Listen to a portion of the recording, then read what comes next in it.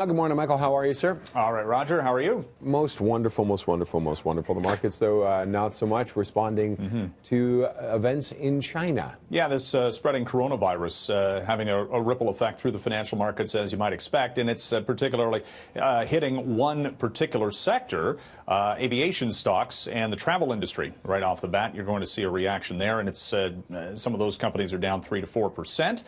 The Asia-Pacific markets were down today by 2.5 to about 2.5% overall, as investors, harken back to SARS and the economic implications that had at the time, and what it could mean in the short term here, specifically for Asia-Pacific economies, and then globally.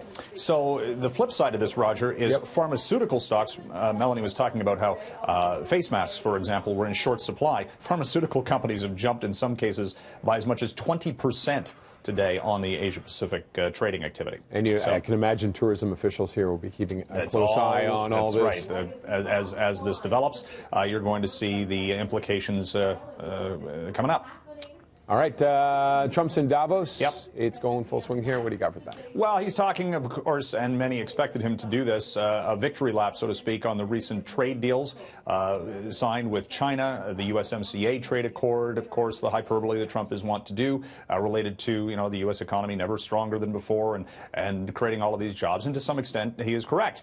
And at the same time, this is sort of a poke back at the globalist theme of the World Economic Forum, with more of a nationalist standpoint from the U.S. president. Interesting footnote, though. I just saw a headline here just before coming on set. Greta Thunberg's at this event, and Trump has just pledged to join this international joint venture, for all intents and purposes, to plant 1 trillion trees. Wow. Literally. So a nod to the environment in this speech this morning. Maybe he's coming around. Who knows? Well, yeah, I know. One quick question. 737, yes. The MAX. They want to rename it? Well, they're talking about it. The head of the International Lease Air Finance Corporation, Stephen Hawsey, is a global player in the aviation sector. They buy a lot of planes from Boeing, and he says, look at the connotation, the consumer fallout from the MAX designation. You're going to have people going, I don't want to fly that plane, when it is recertified and cleared for takeoff. So he says it's got to be renamed, and people will, not necessarily immediately, but eventually kind of forget the connotation, the tie to the MAX. So I was saying this to Melanie earlier about the fact that, when you fly on an aircraft, I've talked to people in the past and say, well, what plane were you on? Do they know? I don't know. No, most people don't. Was it a Boeing? Was it an Airbus? What size? Whether or not people are more attuned to that now remains to be seen.